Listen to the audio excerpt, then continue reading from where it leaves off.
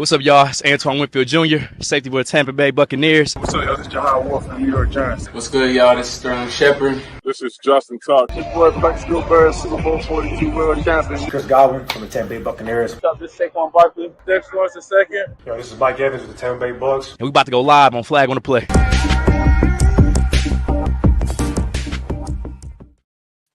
Yo, what's good, y'all? Welcome back. Another episode, VIP Room, episode 24. It's been a minute, feel me? Since we had one. It's been like 2 months, Here with my dog, Bama. JJ, first time pulling up for the VIP Room. We got a guest, bro. My dog, former Giants tight end, Jaguars tight end right now, man. Former Ole Miss Rebel, Evan Engram. How you feeling, bro?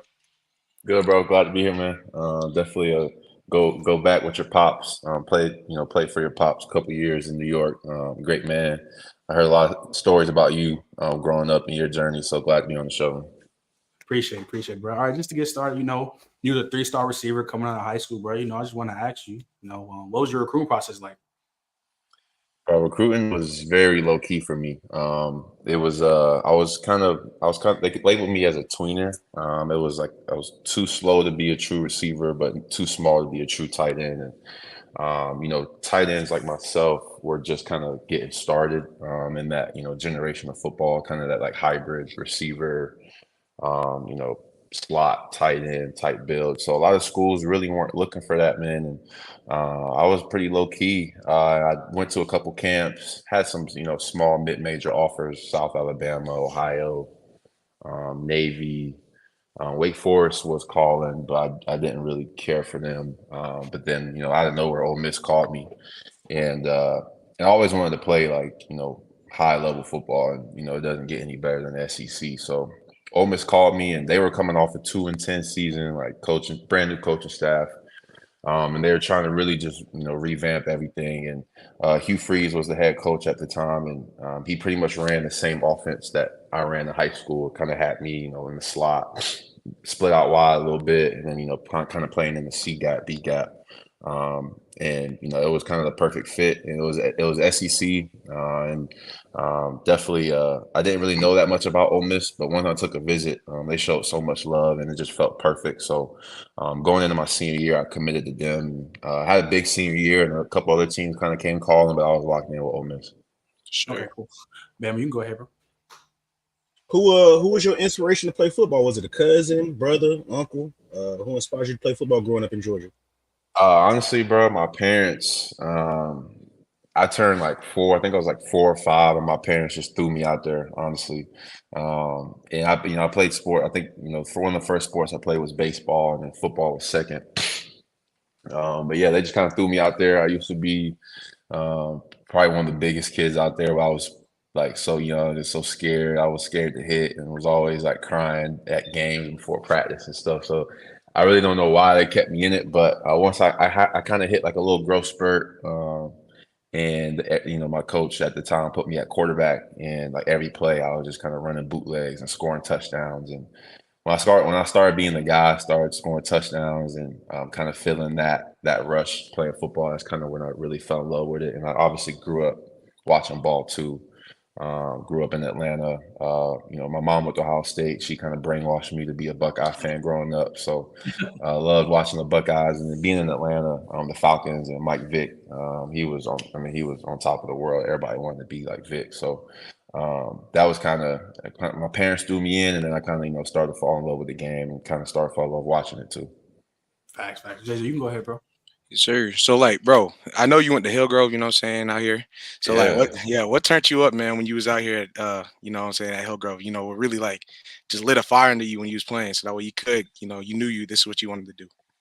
Yeah, honestly, I think I was the varsity coach. I got the 8th grade. I got to Hillgrove around in 8th grade. That was my first year there in that system, and the varsity coach, Coach Ironside, Philip Ironside at the time, he called up myself and a couple other 8th graders to practice with the varsity. Yes, sir. And kind of being on that level, that was kind of a big deal for me as an 8th grader. I'm kind of getting looked at as a big piece in a high school program. Mm-hmm. That kind of woke me up a little bit. And then once like the recruitment started, and like I said, I was really low key. I didn't really get a lot of calls or even looks until like going into like the summer of my junior year and summer of my senior year. So I think what really pushed me at Hillgrove was the guys I played with. I played with Kenyon Drake, and Yep. he had colleges in there every single day, like just talking to him and wanting him to come to school. And I think seeing that. And just kind of the hype that comes with that, just how cool it is. Nick Saban was coming into Hillgrove, Mark Richt was at the school, and like just seeing that made me kind of hit a switch. Like, yo, I want to get recruited like this. I want to feel this, and then that kind of hit me, and then I finally realized that to get to that point, you got to sacrifice a lot and you got to work hard. And at the end of the day, you got to make plays. You got to stand out on film. So definitely, kind of, seeing the recruitment start, seeing the guys around me get recruited, definitely pushed me to, flip that switch and, try to do something on my own. Yeah, because like I know a couple years later, what I'm saying, another fellow tight end that's in the league right now, Chico Zim from the Titans, he came through there too. So like I know that whole connection, what I'm saying, not between y'all, but just in general. Just knowing that Hillgrove can breed stuff like breed y'all. Yeah, it was cool, man. I think Chig was. I think he started Hillgrove. He started high school the year I left, but yeah, he obviously was really athletic. Had a great career there. And I think after my rookie year, I came back home and I was, working out at the high school, and he was up there, and we got some work in. He picked my brain. I think he was at Maryland at the time, and then he kind of just took off from there, and now he's balling in the league too. So we got a couple guys. Obviously, Kenyon Drake was in the league. Bradley Chubb came from Hillgrove. Chig, myself. And I think this kid named Jalen McCullough, he just got, he just made the Rams team. He went to Hillgrove as well. So we got some good alumni. And I think, having that, history there definitely, helps the younger generation on and on. for sure. Facts. Definitely leaves lasting impact. Yeah, for sure. So, going into your first year of college, I think everybody done got this story because I always ask this about your first year of college. If you can remember, what is the hardest workout you went through at Ole Miss? The hardest workout I went through at Ole Miss, honestly, bro, there was a day I was late one time to a workout my whole time there. It was my freshman year. Set my alarm too late and woke up with like 10 minutes to get to the facility, or like maybe 8 minutes to get there, and I'm like 8 minutes away. So I literally walk in as the workout starting, and if you're late, the whole workout, everybody stops. You do like 100 up downs, and then you have to roll like 300 or 400 yards. Like you lay down, roll all the way down the field and back, and then you have to get up and do the workout. And I did the up downs, and I had to roll a couple 100 yards, and then it was like heavy squats and like power cleans. It was something crazy in the weight room. That I was in there spinning, I was throwing up. I promised myself I would never be late again.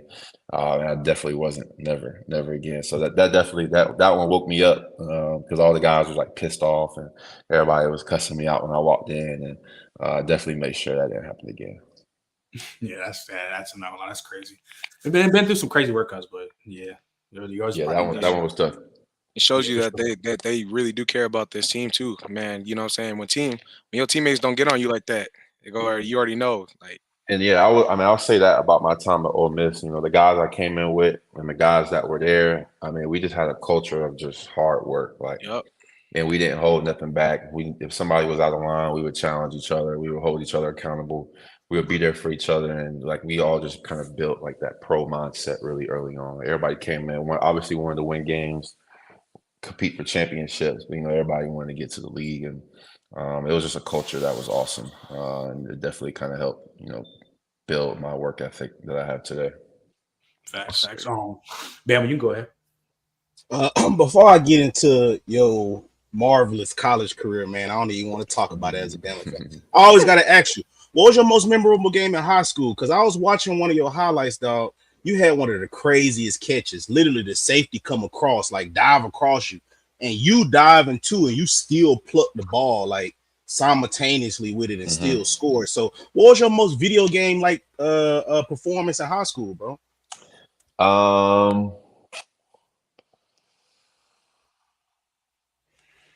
I think there was actually, yeah, that was my sophomore year. It was like my first year on varsity. Um, and we played this team down the street, Keatron, and that was like our biggest rival. Yup. They were like two in the state. We were like three or four in the state, and I mean, like it was like the biggest game in the state at the time. And our stadium is packed, like people like standing room only. Honestly, like people around the fields, bunch of people there. And it was like our high school was really young too, so like it was like the first like big atmosphere, big game in our program. And Mhm. I'm a sophomore, like in the mix, like starting. I'm like, damn, like this is for real. And I think I ended up going for like, I think it was like around 8 or 9 catches, over 100 yards, and 3 tugs. Like that was the most touchdowns I've ever scored in a game, was 3.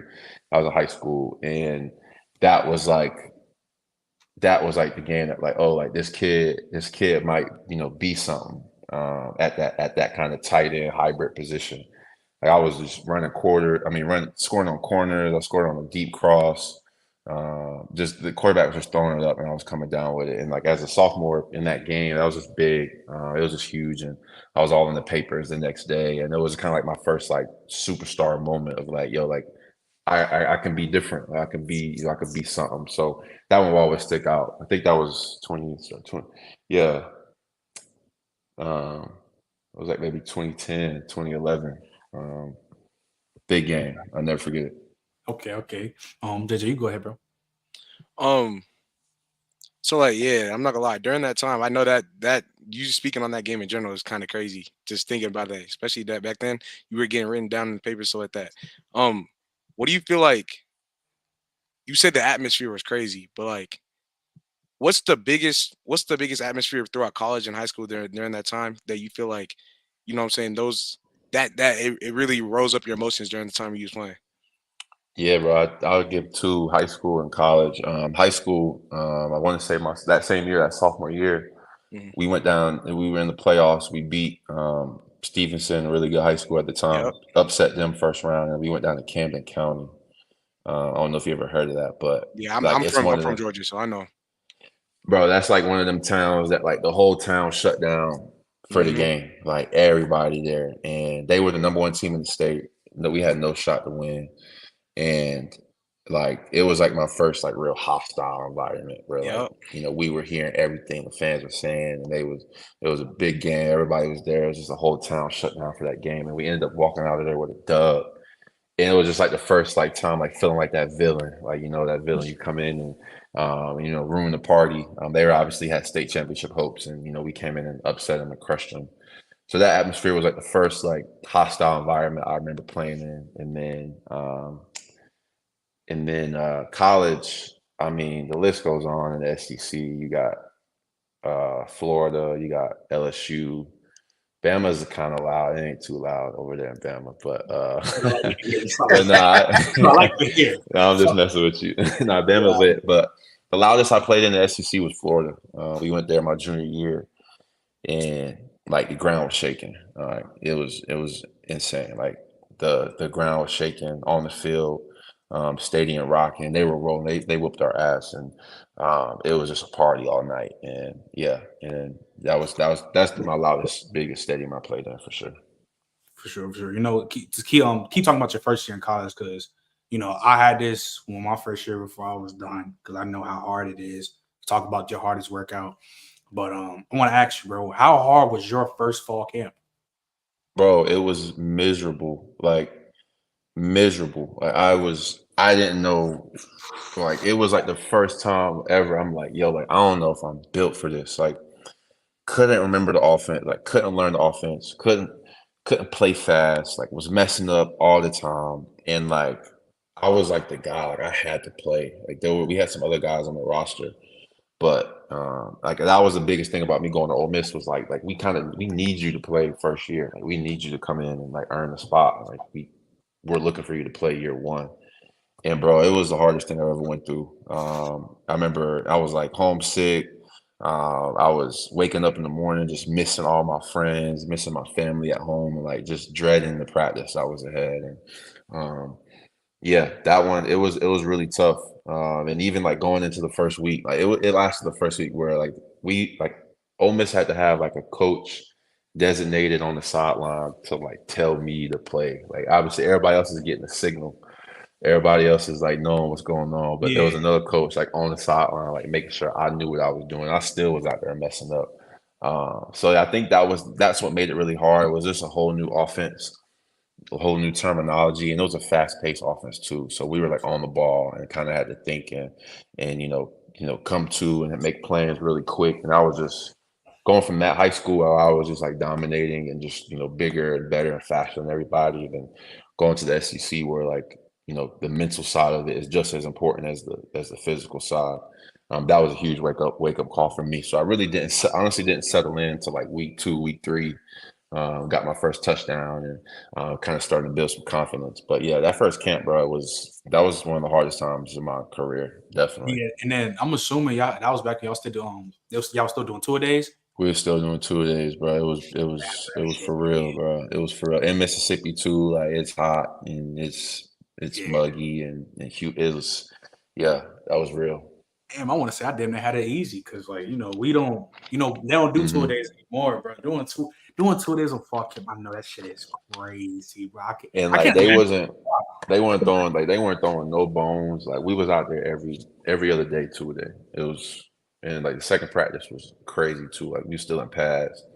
They would let's say y'all can wear shorts, but we were still in pads. Like that I don't mean that. So like I hate that dumb shit. It was a battle for sure, man.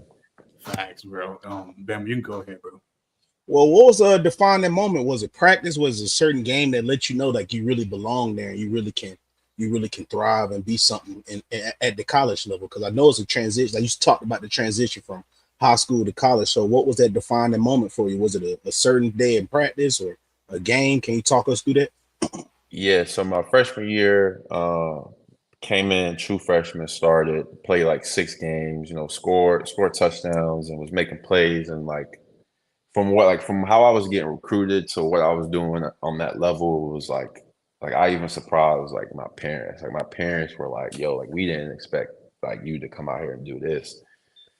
And I ended up tearing some ligaments on my ankle my freshman year, and it kind of ended my season. I came back for the bowl game, but we were in a small bowl and just kind of was chilling. But I would say my sophomore year had a pretty big season, had some big games, but I was still kind of like in that like freshman sophomore mode where I was just like focused on, just making sure I'm locked in here. I'm still in college. I wasn't really thinking about the NFL yet, and we played Mississippi State last game of the season, rivalry game, big game, biggest game, one of the biggest games on our schedule. And I went for like 8 for like 170 and we win. And I remember like just after the game, like people were like starting to look at me different, starting to talk to me different. Like, yo, E, like we ain't seen nothing like that from a tight end before. Like we ain't seen a guy move on the field like that, break tackles, run routes like that. Like you can be really different. And that was like kind of the first like dominating moment, like my first real like domination game I felt like in college, where I was like, oh, I'm doing this at this level. I can probably even do this at the next one, like at a real high level. So yeah, Mississippi State, I want to say it was 2014. Yeah, went for had 8 or 9 catches for like 170, and just went crazy. And that was like my yo, like we can do something for real. Facts. You go ahead, bro. Yeah, so we good. Be straight. Okay. Yeah, so like I know during that time, what I'm saying, you got in there 2013 or whatever. Throughout that time you had a lot of guys you came in with Laquan, Mike Hilton, all them guys, right? And so like, and even then towards your senior year, I'm saying, you finishing out with DK, AJ, Van Jefferson still there, all that stuff. So it's like, I guess throughout that time, what was like the camaraderie like between all those, these huge NFL talents that they are now? You feel me? And what did it feel like to you when you was just around them guys in general, knowing, seeing what they were gonna be like, and seeing what they could be? Bro, it was just a huge family, like just literally a big ass team of brothers, and like there was never any like envy or like never any like jealousy or like no sneak dissing or nothing. Like there were guys that came in that were like 5 stars, like everybody knew who they were, Yep. and had a lot of recognition. And like I remember noticing that, and I remember I wanted to be at that level. Like I wanted to be respected and looked at the same way, and same with a whole bunch of other guys that were there. And like we just continuously pushed each other. Like when we came in as freshmen, like obviously there were captains and leaders, but they allowed us to grow as leaders as well. They pushed us and to hold guys accountable and just build a winning culture. And I mean, everybody's just locked in, bro. Like that was like one of the biggest things I miss about college is like, everybody is, not getting paid. They trying to make it to the next level. Like they're trying to accomplish their dreams, and like they're willing to do anything for it. And like there was no sense of entitlement. There was no sense of complacency in that locker room. And that, like I said earlier, like that just really molded how I work and how I view the game now.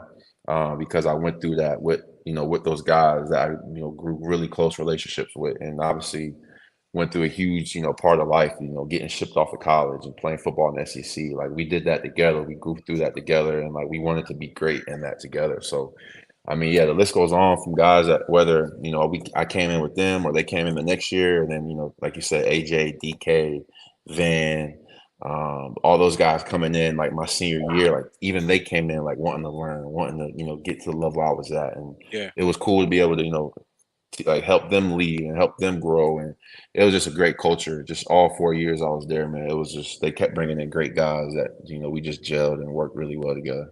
Yeah. So like with the great brotherhood, what I'm saying, comes like funny stories, crazy funny stories. Like what was the funniest thing, I mean, that you feel like you did throughout your time with all those guys in general? You know what I'm saying? Bro, honestly, I think all of we had a bunch of crazy official visit weekends. So like I mean, my official visit, we had like everybody there, like Laramie, Laquan. It was like a big weekend, like all the guys was in there.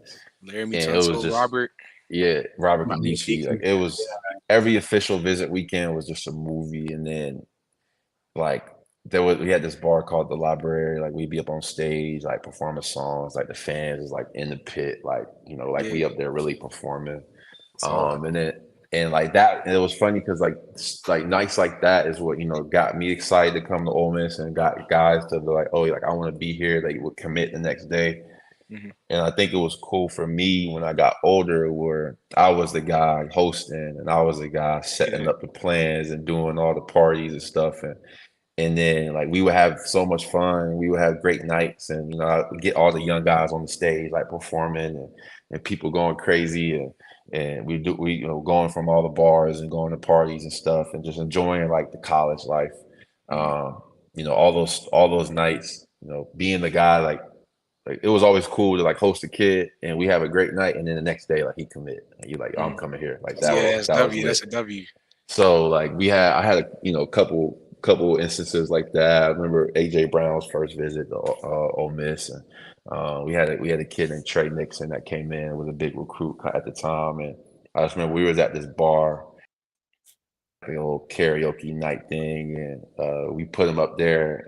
He was like, he had a bunch of Drake songs playing. He was performing, a whole bunch of like fans and like girls and stuff were like in the bar like going crazy. And like the next day he woke up, it was like 8 a.m., like 9 a.m. He's like, yeah, I'm coming here, I'm committed. Yeah, that's a W. So like stuff like that was cool, and just a lot of cool bonding moments that we had for sure. Yeah, that's a W.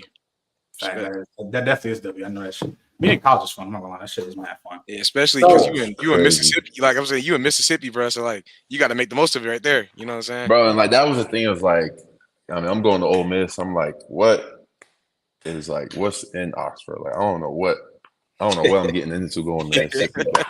Yeah, facts. Oxford was lit. Like we turned it up. It was a great time. For sure.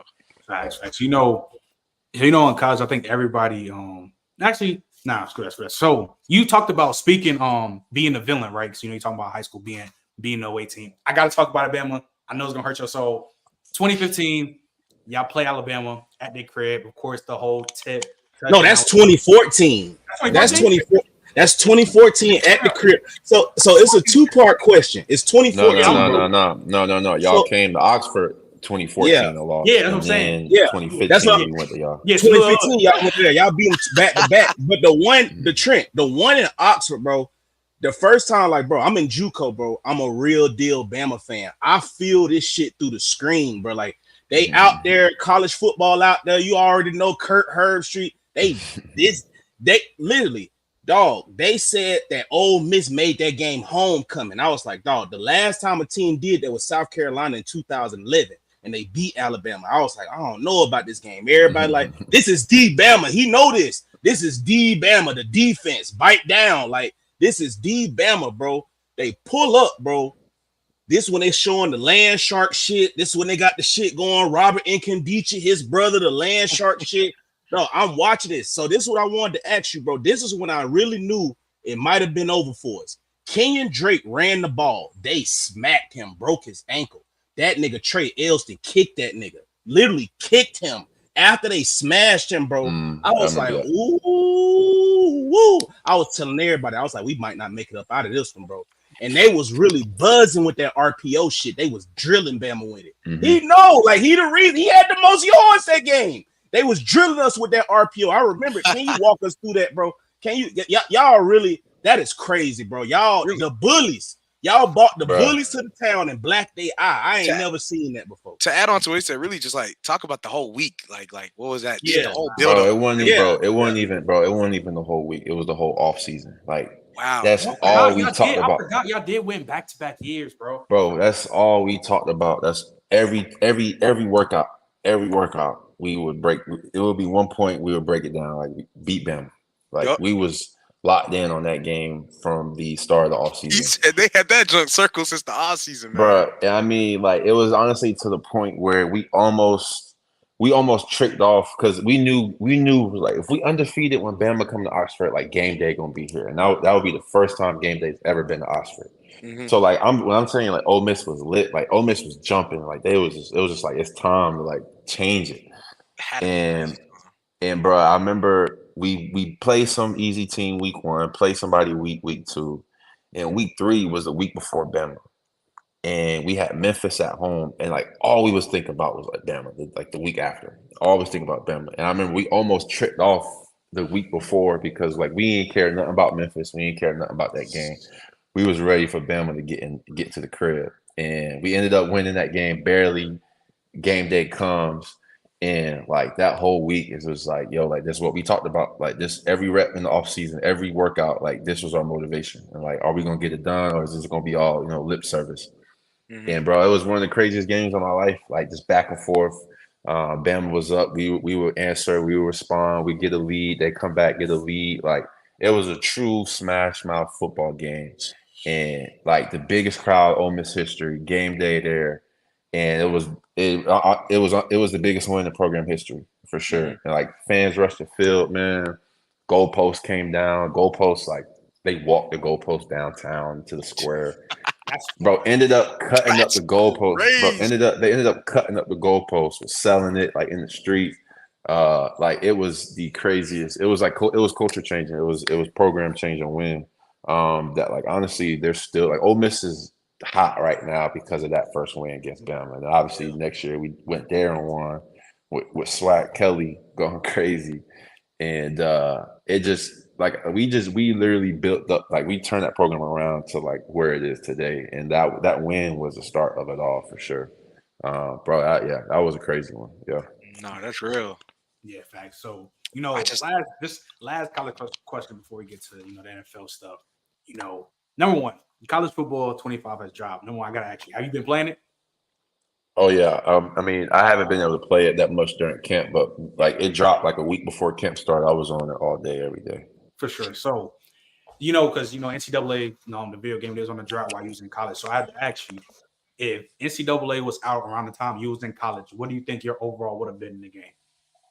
I mean, the way they was rating these kids in that game, like I would in the game that's out now, if I was there, if they came out like my senior year when I was like playing the best, I'd be like 90, 92, 93 plus, I think. I was one of the top guys in the country at the position and had great years and had, a unique skill set, I think I would have been for sure 93, 92 plus.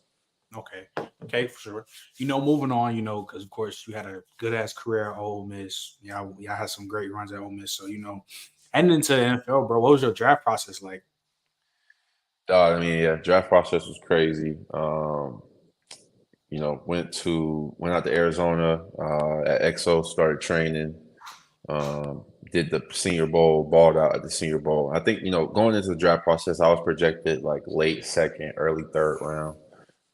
And I'm always going to try to be perfect. Always going to try to improve whatever is out there about me. So I was like, I'm going to try to raise my stock, obviously, do the best I can. So I had the Senior Bowl, went out there and balled, raised my stock there, and then went to the combine and snapped on the 40, did everything, did all the drills and stuff, killed that.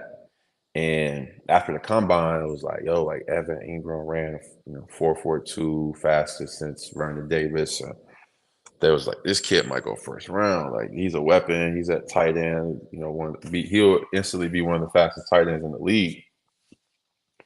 And so once that started popping off, like, I was like, you just really don't know what's going to happen. Like, from that, after the combine, it became late first, early second projection. And like, you just in the dark the whole time. Like, you just have no idea where you're gonna go. Like, you're waiting for the draft day to get there. You take visits and you talk to teams, but like, it's all the same thing. Like, like, if you're there, we're gonna take you. If you're there, we're gonna take you. Like, kind of whatever. I think what's crazy when when the draft process first started, I wanted to go to the Giants. I went to my first time visiting New York was like my sophomore year in college.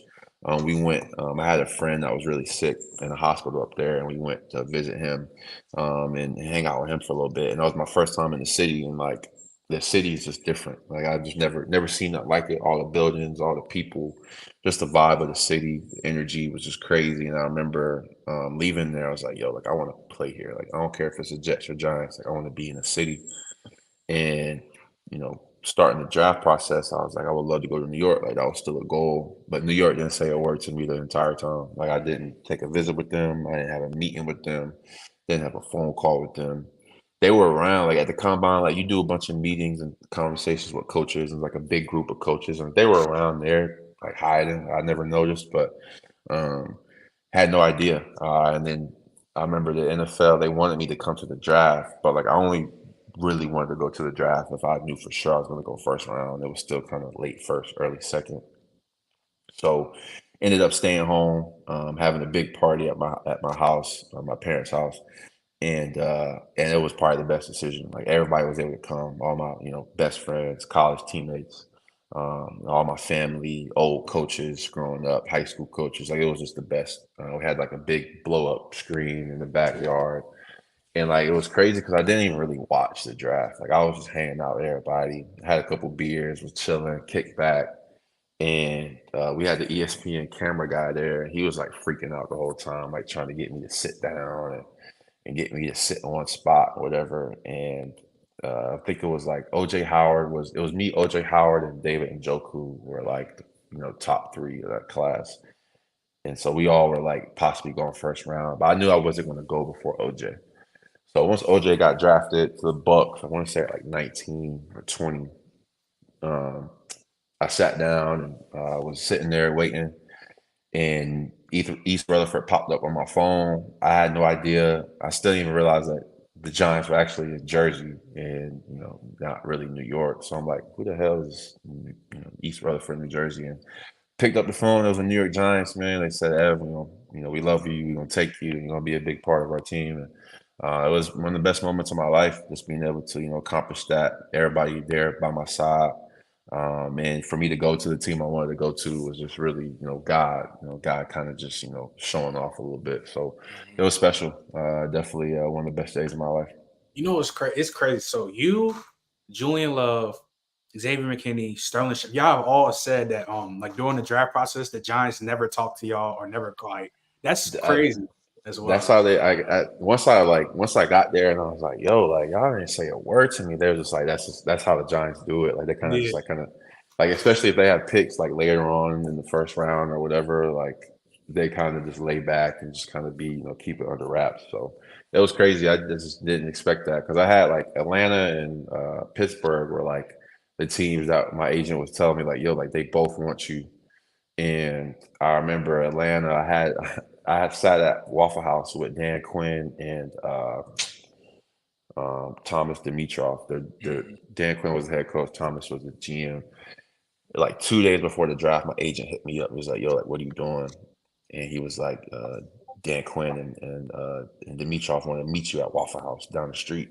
And I was like, seriously? And he was like, yeah, just get there now. And literally getting there, we at my hometown Waffle House, like just kicking it, just catching up, talking. They asking me questions, getting to know me and stuff.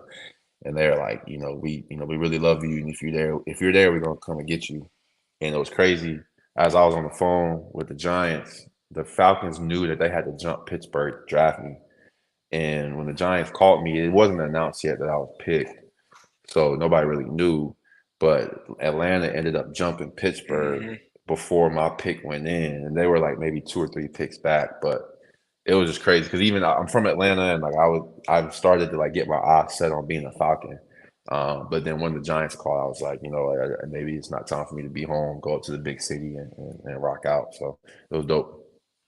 Man, that's sickening to hear, man. Oh my gosh. Because yeah, August fans. I know you're saying about that. So JJ, you go ahead. Bro. Yeah. So I mean, you kind of already went into what I was really about to ask because like I really wanted you, I guess, elaborate more on like just the visits that you took with the NFL teams that really were talking to you. So Pittsburgh, Atlanta, and so you kind of already went into the Atlanta stuff, but yeah. No, so yeah, the backstory with that was I took a visit to the Falcons facility. I went to Flowery Branch and met everybody there, solid facility. But Dan Quinn and Dimitrov, I guess they were on a visit or they were at a pro day or something.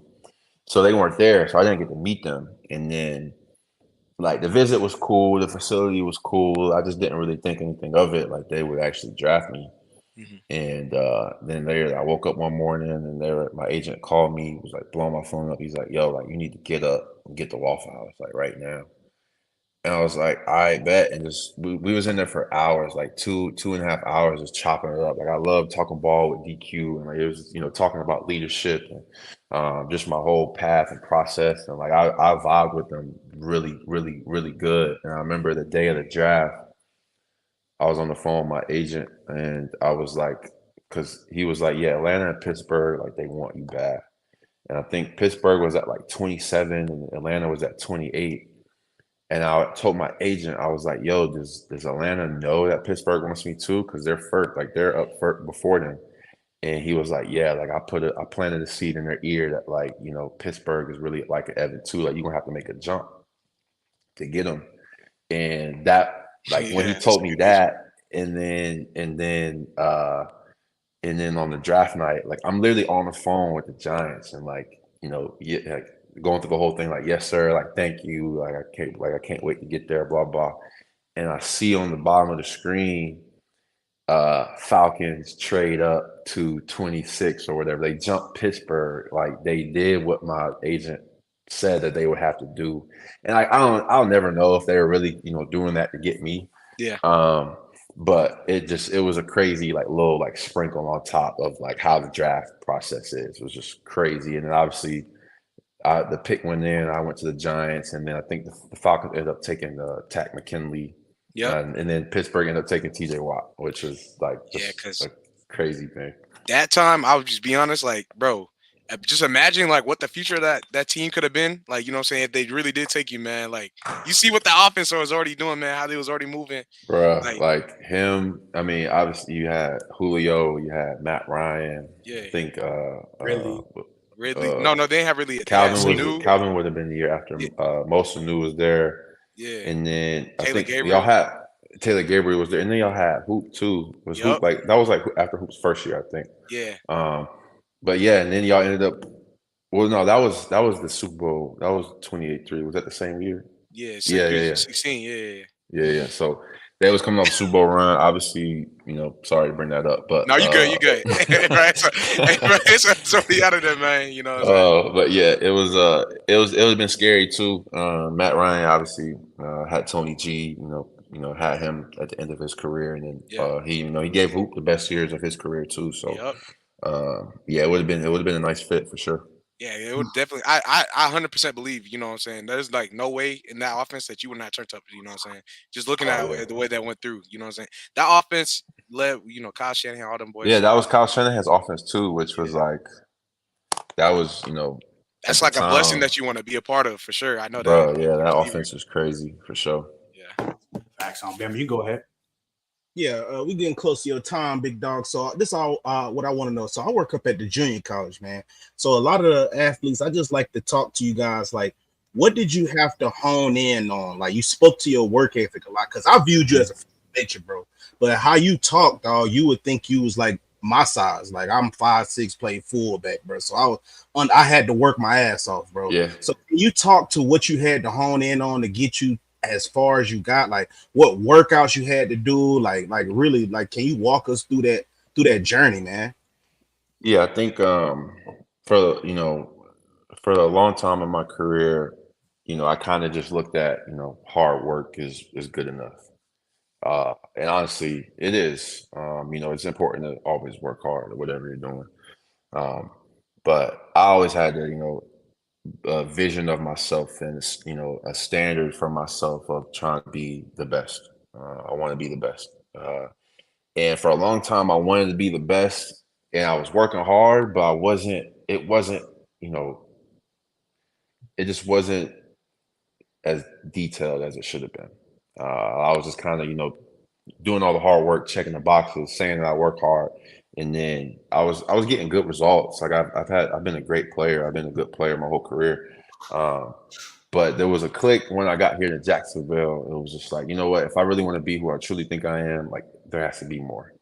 And so it was just a switch of obviously everything that goes into hard work. But are you really able to break your game down? Are you really able to look your weaknesses in the mirror? Are you able to make the sacrifices of time and of comfort to push yourself past anything that you've ever been before? And I made that decision. I committed to it, and the harder and the more detailed and the more intentional my work has been, I keep climbing. I keep getting better and better and better. I keep getting better results, greater results. And so I think what I kind of teach guys, young guys now coming into the league is you've worked hard your whole life to get here. But if you want to be the best, if you want to be at the top of the game, there has to be way more, way, way more. And that's the journey. That's the beautiful journey of playing this game is finding that work, being able to, get knocked down on your ass over and over and over again. How are you going to get up?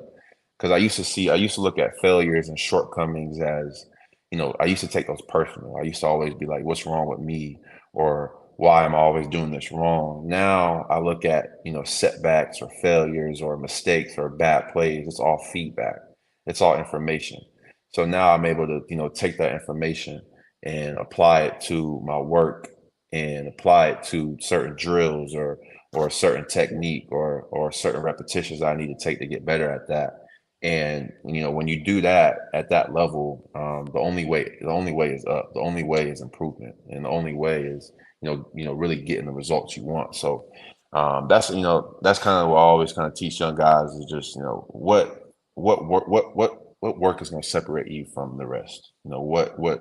What commitment, what sacrifices are going to separate you? Because that's the thing. Everybody wants to be great, but be comfortable.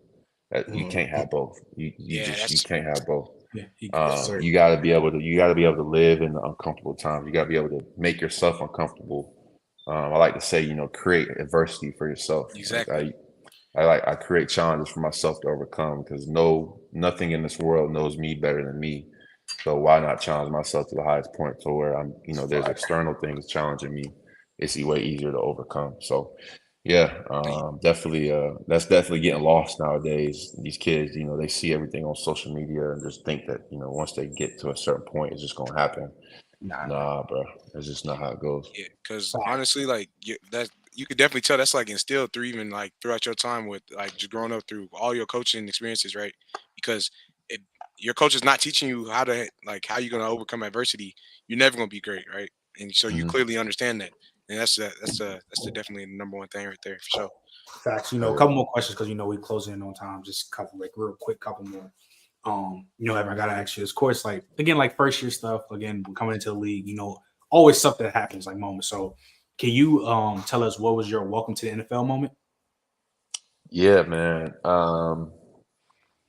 Welcome to the NFL moment was we had a Monday night game in Denver my rookie year, and it was the first week.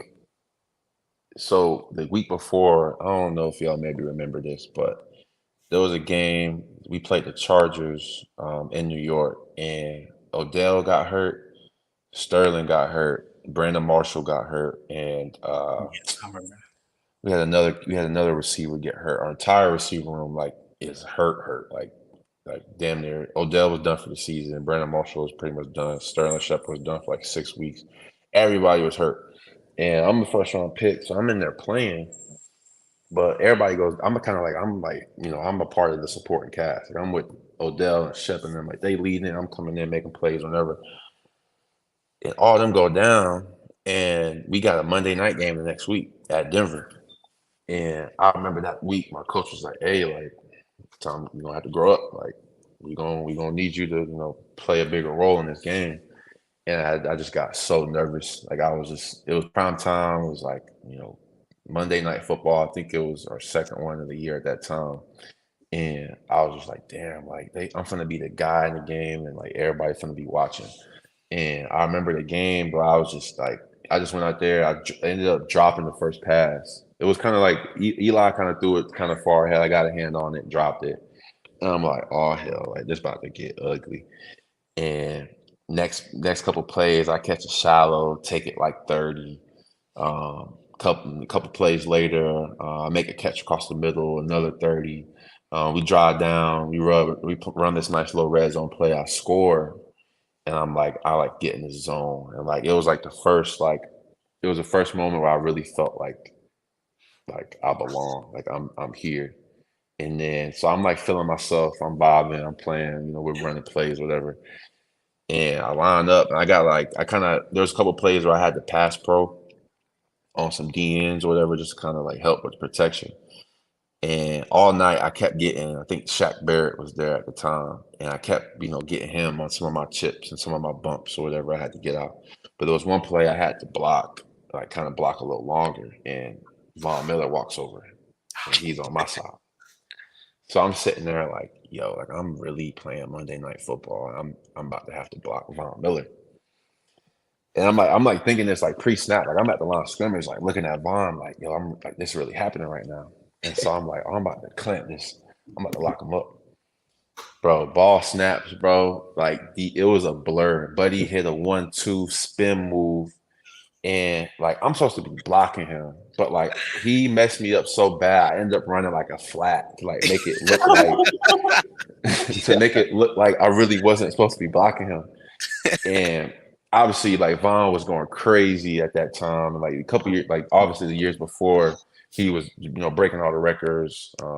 Then there's Super Bowl MVP a couple years before. So, he was, one of the best in the game. And I just was I kind of start feeling myself, in the game. And then Von just, I ain't never seen somebody move that fast, at that size, at that position.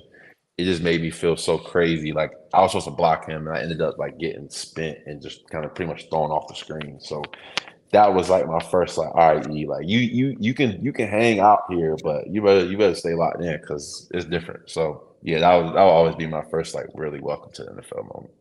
That's a W. That's a W. You talking about he got to I'm in the flat now. I'm saying? Go ahead. That's a crazy one. It was a smooth recovery too, because I lost them and I just fell out of it and just kept running to the flat. And I was all right, maybe hopefully it ain't look as bad as I think it did. That's crazy. I got that's crazy. So JJ, you can ask the last one.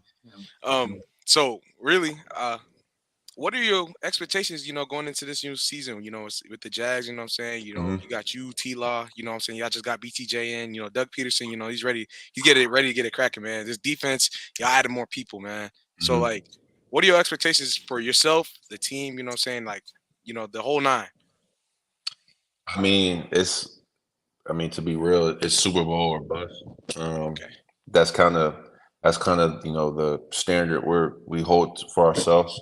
That's definitely the way we approach every single day, and um, I think I definitely believe we have the talent to do it. Obviously, there's a lot of work that needs to continue to get done.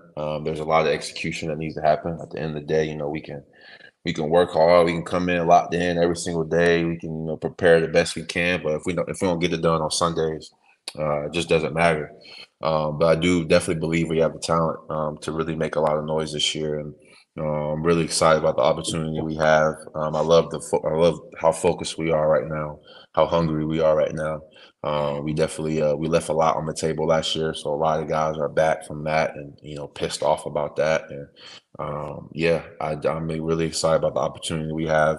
Trevor's really, really growing up, man. He's really growing into the leadership role. I mean, really growing into the just limitless talent he has at that position, and the guys around us, the O line to all the receivers we got, and the defense has been playing lights out. We just really been pushing each other every single day, and it's gonna make us better on Sunday. So, yeah, man, we locked in. Really excited.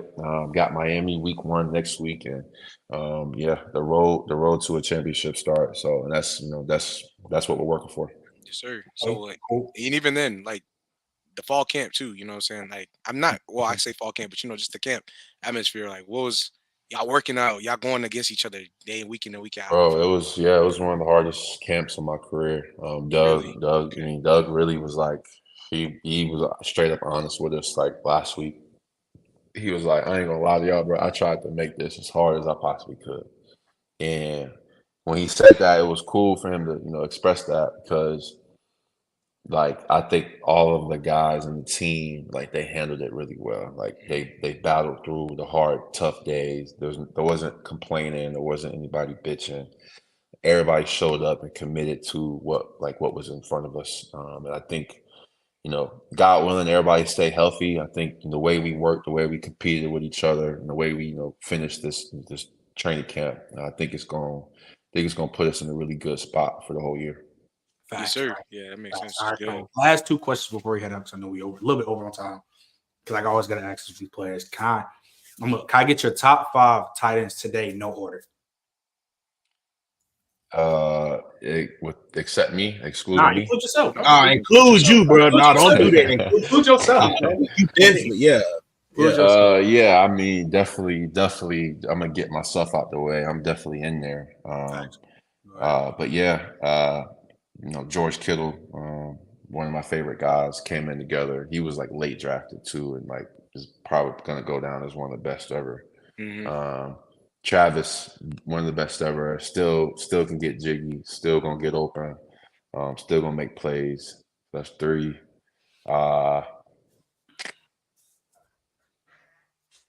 I think Sam Laporta's nice. I really like him. I really like him. And then, bro, there's a lot, man. There's a lot of guys I can put in there. I think I'm gonna give Dallas Goedert and Mark Andrews a tie for that 5th spot. I really love watching their game. All those guys, man, they, every time you put them on tape, there's something to learn. There's something to try to, take from their game and apply it to myself. So, yeah, there's so many talented guys at the position now. It's such a unique position. It's hard to, give a top 5, but those are my guys that I got right now. All right, sure. And last one for the day, for the stream. Can I get your top 5 tight ends all time, no order? Wow. Damn.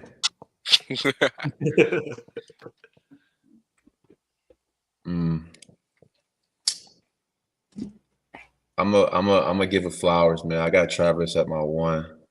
Out of order, like in order. If you want to do order, it's fine. But if you want to do no order, it's perfect on too, bro.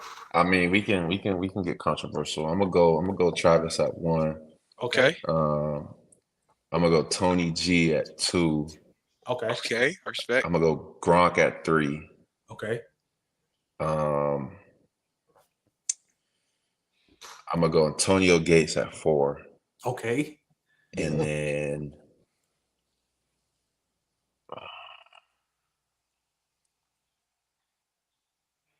mean, honestly, I'm gonna get love. I'm gonna give love to Shay, Shannon Sharp at 5. Okay. Yeah, Okay. yes. Yeah, I like the follow. Shannon was like Shannon definitely was one of the guys that like started the smaller, faster, versatile guys at the position. Mhm. And he's in Canton too. So yeah, shout out to Shay, man. All right. Appreciate you ever for coming out, man. Appreciate everybody that checked and pulled up tonight, man. We growing, man. Again, like I said, we keep going with these VIP rooms, keep going with the content. I think it's today of the year, Flag Gonna Play. Actually, no, tomorrow will be the day Flag Gonna Play was 1 year anniversary been made. We're going crazy on the content. Like I said, Evan, I appreciate you coming out. Bama, JJ, of course, you popping in. Sure. Chat always. Hey, man, we're going to catch y'all another day, bro. We out. We going live in 30 minutes for the college football show. We got to talk about Florida State losing, the Georgia Tech early in the season. Week 1, man. Week 1 of college football is here. The NFL season is here, bro. This shit about to be crazy, bro. But we're going to catch y'all, bro. Peace. All right, y'all.